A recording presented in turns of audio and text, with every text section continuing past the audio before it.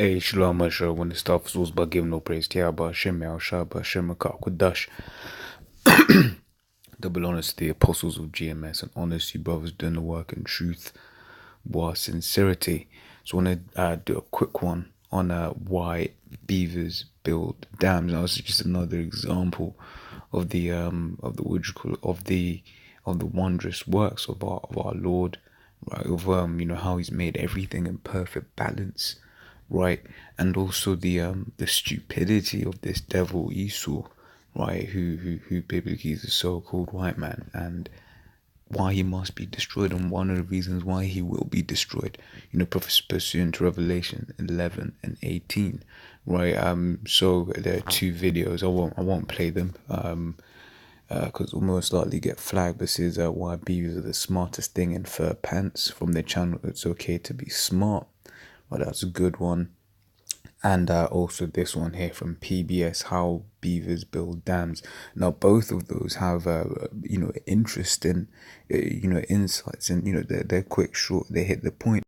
And one of the things they touch on is the benefits of beaver dams. And literally, you watch the documentary, or rather a short documentary, especially this one. I mean, you feel free to watch any others, but this one especially, you're like, bro, like, these animals are very important, right? And it just shows you that everything, even the wicked in Esau, has a purpose on this planet, right?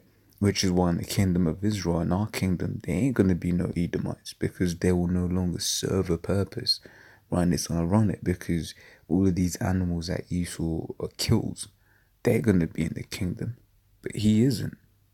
Right, he wants to get rid of mosquitoes. Mosquitoes will be in the kingdom. They're valuable for the environment, whereas he is not. So are beavers, right? One of the things that beavers do is explained in this documentary here, right? Why beavers are the smartest thing in fur pants, right? One of the things that they do is they the dams that they build, basically it creates habitats that it creates habitats for loads of different animals, and it also purifies water, right? It helps prevent flooding and it helps prevent droughts, right? But this man, in his infinite wisdom, what did he do when he came over to the Americas? He started killing them all, right? Whether it was to stop westward expansion or for fur or for perfume, right? So let me grab a bit of information and jump into scripture. In fact, let me grab this scripture first. Actually,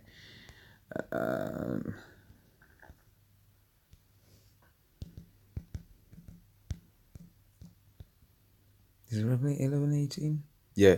It says, and the nation, Revelation 11:18 says, and the nations were angry, and thy wrath is come, and the time of the dead, that they should be judged, and that thou shouldest give reward unto thy servants, the prophets, and unto the saints, and them that fear thy name, small and great, and shouldest destroy them which destroy the earth, right? And this man's going around destroying the earth, right? So he's going to be destroyed, which is ironic of it all, right? That's the biggest irony. Right, so I'll read this bit of information, and I'll get the the rest of the scriptures where the works of the Lord are being praised, right? And also a touch on on the perfection of the Lord, because once again I said he made Esau, but he made Esau to be destroyed.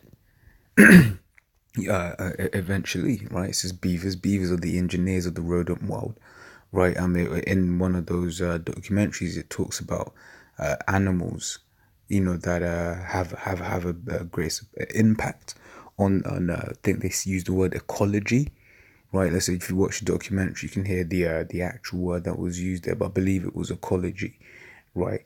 And one of the things that was said, yes, you got humans are the ones that affect the ecology the most, followed by beavers, right? It says they fell trees by gnawing through their trunks, then used the branches to dam streams, right? The dams create a pond in the middle of which the beaver family constructs an island made of more branches. The island or beaver lodge is a perfect home where the beavers are safe from predators. It says beaver dams can be 3 meters high and up to 500 meters long, right? There's an example of its of the dam here, right? So the top of the beaver dam is made of branches and small tree trunks, and beavers covered the wood with mud and water plants to help bind it together. And how did they all suddenly learn how to do this? Well, that's another thing, because one of the things Esau's done is basically made it look like, everything was an accident. But this is perfection. This is a sign of a show of the Lord's perfection. Yeah, you watch the documentary. Well, I don't know if you can see the bottom left hand of this image here. Right, you got the stones. Well, you see the beaver carrying the stones. You see another one carrying mud, right? The sticks and everything. You're like, damn, bro, the Lord is amazing, man. Right? It says, and water plants to help bind it together. It says the pond beavers build their dams, create a pond of deep, quiet water where they can build their home or lodge. The dam slows down the flow of the river so that the beaver's home does not wash away. It says the lodge can only be entered through underwater tunnels, making it extremely hard for predators to get inside. So here it is, this one thing, right, is covering so many different things, doing so many different things. Right? But it was, these animals just happened to, get here, right? It says, the lodge is a beaver-made island. It protects the beavers from predators and shelters them from cold and bad weather. Right, so it's good for them. It shelters from cold and from the cold. It's safe, so that they don't so that they don't so that more protected against predators. Right, it's good for the environment. Right, it freshens the water. Right, but these animals just came here and ended up in the wild by accident. It was all just a big bang. Right, this is a living chamber. Inside the lodge is a cozy chamber raised up above the water level so it stays dry. And the beavers line the inside with dry leaves and plants. Bigger dams sometimes have a separate area where beavers can dry off before entering the main dam. Yeah, so even like they are in one of those, I believe it said like it has like 3 sections. Well, one was like the nursery, one was, and it's just, man. He says the beavers pile up mud and stones on the riverbed to create a firm foundation for their dam and lodge. It says beaver skull and teeth. Says beavers rely on their sharp teeth, right? Which you watch the documentary says that are reinforced with iron, right, and powerful jaws to chew through wood in order to build their amazing dams and lodges, right? So everything in this was, in this animal was designed to perfection, right? And everything, works like clockwork, and the whole system should have been working, in tandem, should have been working, as a unit. That's why they call it an ecosystem, right? But what did Esau do once again? He come over here, right? He killed the animals off, right? And then it's only now it's like, oh wait, no, they're actually useful. Of course it's useful. That's why the Lord created it. Right, it says Sirach 39:33, all the works of the Lord are good, and he will give every needful thing in due season. Right, so everything is good. Snakes are good, weeds are good, forest fires are good. They're naturally occurring. Right, everything, man. Hey, look at Israel. Right, the children of Israel, the real Israelites. Right, the so-called Negro, so-called Hispanic.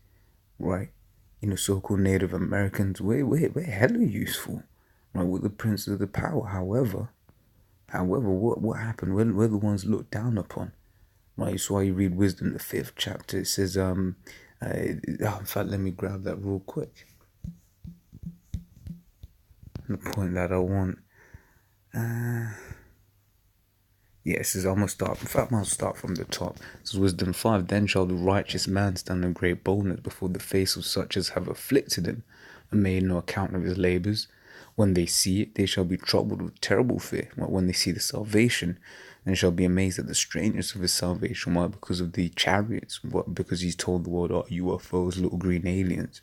Right, so far beyond that they look for, and they repenting and groaning for anguish of spirit, and shall say within themselves, this was he whom we had sometimes in derision and a proverb of reproach. We fools accounted his life madness and his end to be without honor. Right, so they're gonna be like, look, but you ain't nothing, right? And that's how this man looks at a whole load of thing. But then it comes out that it's bloody useful. But it comes out it's bloody useful when when it's almost too late, or if not too late. right? This man's all about greed, so he's all about, now, right, without thinking about the future, right? And we read this Revelation 11:18 already, which is why he's going to be destroyed. One of the many reasons why he's going to be destroyed, because he's destroyed the earth, right? Like I said, everything was working as a perfect system, and he comes along, right? So Genesis 1:24 says, "And the Most High said, Let the earth bring forth the living creature after his kind, cattle and creeping thing, and the beasts of the earth after his kind, and it was so." And the Most High, the powers really, made the beast of the earth after his kind, and cattle after their kind, and every thing that creepeth upon the earth after his kind. And the powers saw that it was good. Well, now I'm saying powers there because, especially in this chapter, Genesis chapter 1, right? God, when you see the word God, you look in the Hebrew, it's Alachayim, right? And that's referencing to the powers, because you read, I believe it's in Colossians, it says all things were created by him and for him, and that's in reference to Yahweh Shai, right? Which is why it's plural, which is why it says in verse 26, "Let us make man in our image." This is the Yahweh Shai and the angels that really created the earth, right? The word first time you see Yahweh is in Genesis, the 2nd chapter, right?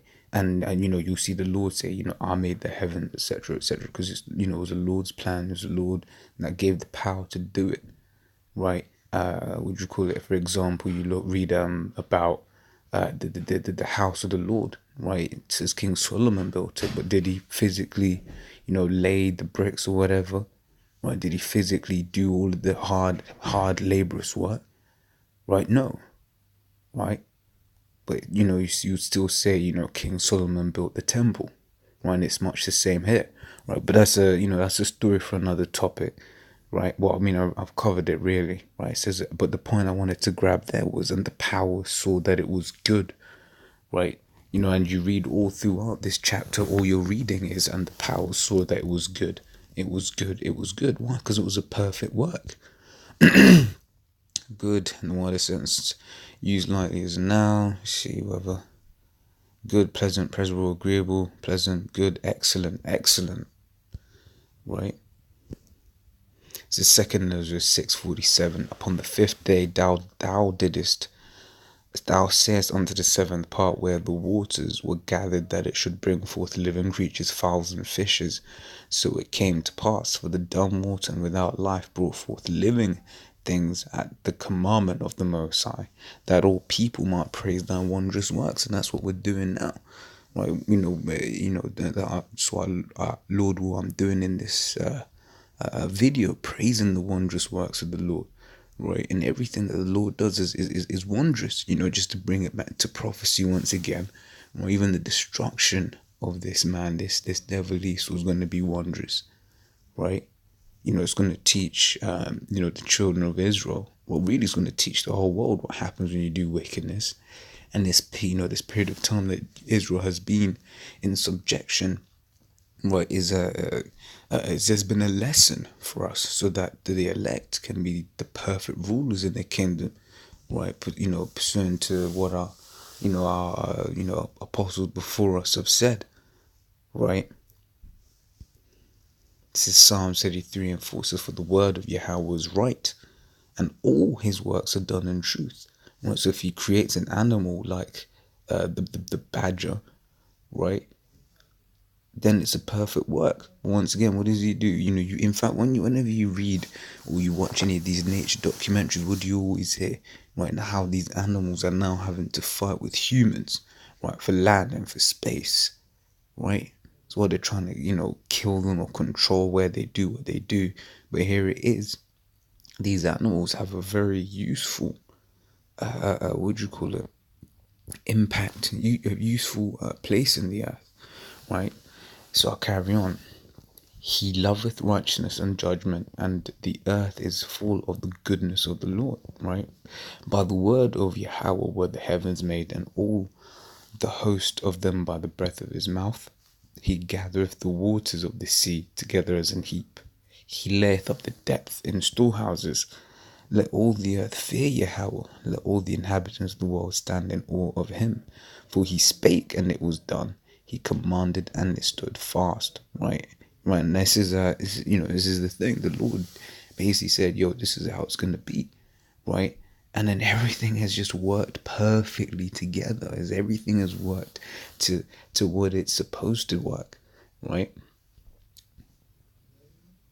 Even Esau, right? And they say, just want to always tie back to prophecy, right? Even Esau, this is Proverbs 16:4, says, Yahweh hath made all things for himself, yea, even the wicked for the day of evil, right? So Esau, right, he's the wicked, right? So-called white man, right? Today, predominantly, right?